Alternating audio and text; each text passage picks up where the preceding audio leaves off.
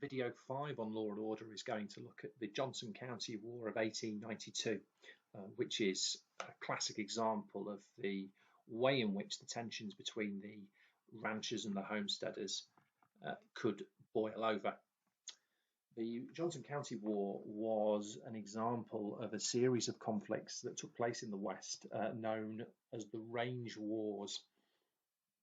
These were conflicts in the late 1800s that dotted around different areas of the West that were really all about control of the open range, and particularly, of course, at a time when open range ranching was in decline as a result of the problems the cattle industry was facing in the 1880s.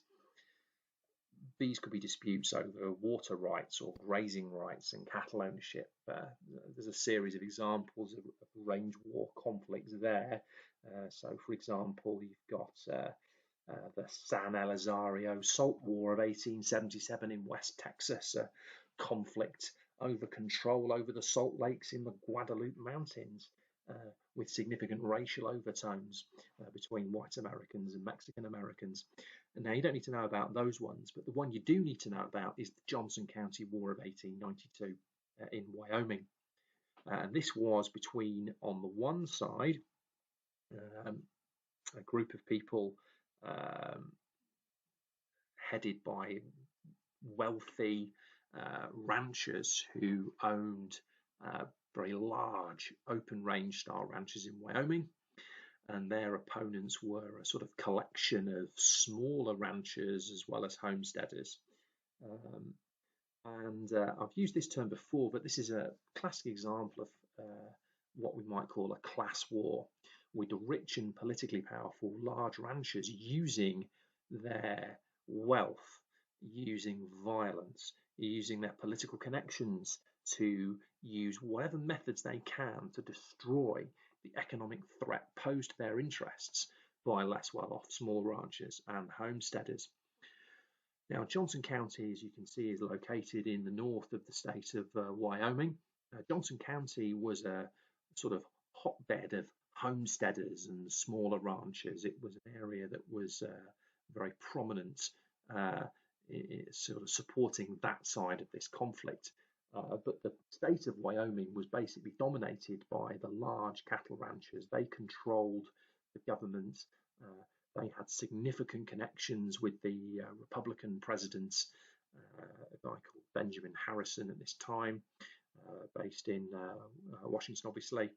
They funded, his election campaigns, for example, and so they are, very, very powerful. Their main base is in the capital of Wyoming, Cheyenne, which is down in the south of the state. Now, if we look at the start of this conflict, why do we get a war in Johnson County in 1892? Well, the roots of it go back to the development of the cattle industry in Wyoming, really as far back as the late 1860s. The cattlemen, as they take over this state, build up huge political power. They and their friends hold key positions in the state government, and they're very dominant. But the bad winter of 1886-87 starts to threaten their influence. It starts to threaten their economic dominance of the state. They become very concerned about rustling. And they look at the small ranchers who seem to be doing better. They've been able to cope better. They haven't been reliant on the open range quite so much. And so the large ranchers basically start to accuse the small ranchers of rustling. The large ranchers club together and form an organisation called the WSGA, the Wyoming Stock Growers Association, that's basically there to represent their interests against these smaller competitors. The small ranchers were banned from participating in the spring roundup of unbranded calves if they were suspected of rustling. The other problem was homesteading. Homesteading had become more and more prominent in the state by the time we get into the late 1880s. And the homesteaders resented the wealth and power of the big ranchers. When they were put on juries, homesteaders would never convict someone accused of rustling because they assumed it was a stitch-up by the large ranchers. So this basically led the big ranchers to get frustrated with the legal system and to start taking the law into their own hands. Now, the catalyst for the conflict was the murder in 1889 of Ella Watson and Jim Averill, who were homesteaders. They were murdered after Averill wrote a letter to a newspaper denouncing the power of the big ranchers. Watson herself was accused of rustling, and they were lynched pretty brutally. A number of other killings and murder attempts took place, and against the small farmers. And those small farmers started to fight back. They established their own organisation, a rival organisation to the WSGA. They organised their own roundup 1 month before that of the WSGA in order to claim unbranded new cars for themselves. And this just made the large ranchers furious. So they decided to take matters into their own hands. They organised 22 gunmen from Texas to carry out an invasion of Johnson County, this hotbed of homesteading. And they basically give these gunmen incentives to kill as many homesteaders as they could. Now, this was carried out with the full knowledge of the governor of Wyoming, who was basically in the pocket of the large ranchers. So let's just think about what we're talking about here. We're talking about the use of a private army to intimidate, citizens who were lawfully there, who were exercising their lawful right to claim land under the Homestead Act. This was an abuse of power, an abuse of wealth, absolutely flagrant and really serious situation. And again, where's the federal government? Where is the law enforcement in this state? Well, we can see that the leading politician in Wyoming is doing absolutely nothing about it. But what happens? Well, the invaders march into the state and they attack one of the leading homesteaders in the area, a guy called Nate Champion. He's located at the KC Ranch, him and his buddy Nick Ray. And there's a struggle that lasts for about a day, a standoff, and Champion was ultimately killed. But he managed to get word of the attack out of the ranch to sort of by hook or by crook to a guy called Red Angus. He was the sheriff of Johnson County, and as the sheriff was very supportive of Champion and the homesteaders' cause. So Sheriff Angus raises a posse of his own to fight back against the invaders of this force organised by the ranchers. And this posse is able to confront these invaders at the TA ranch.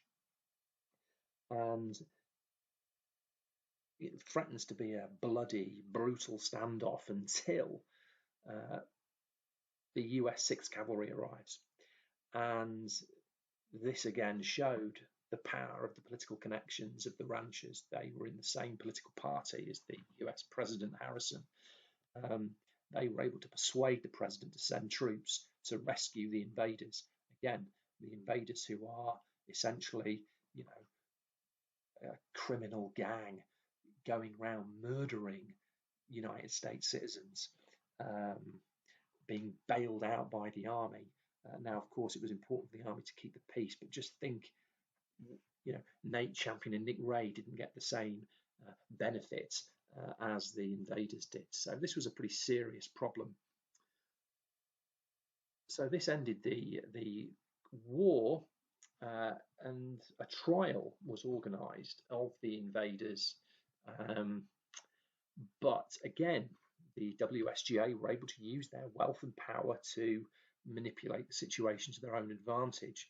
They persuaded the governor of Wyoming to put the trial in Cheyenne, which was the capital, where the jurors were richer. They were more likely to be favourable to the cattle ranchers, rather than have the trial in Johnson County itself, where the jury would be more likely to be comprised of people sympathetic to the homesteaders. The WSGA hired top lawyers from Chicago to travel across to Wyoming to defend the invaders. They used every trick in the book to stall the trial, to drag it out.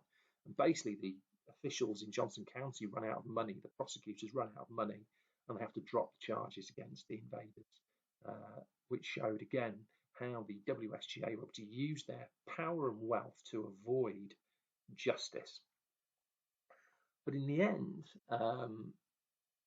what we see is even despite that, the WSGA in the long term, the big ranchers in the long term, are not able to resist the changes that are happening to the cattle industry.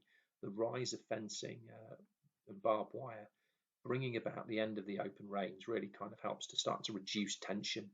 We see a gradual move to smaller ranching, really from everybody. The power of the large ranchers was weakened over time. In fact, we see briefly Democratic Party taking power in Wyoming for a short period of time. As sort of discussed really at the actions of the large ranchers and their behaviour. So in the end, although the wealthy ranchers are able to retain their economic status, they're able to avoid criminal prosecution, their economic and political power does start to wane ever so gradually. And again, this is important because it shows us how law and order problems were a really big issue. It shows us how wealth and political connections could help you to escape justice and to manipulate the system in your favour, and how if you were poor, you were much more likely to get a harsher deal than if you were rich. In the final video, we're going to look at the other examples of conflict and tension in this later period, with particular reference to the story of Billy the Kid and the gunfight at the OK Corral.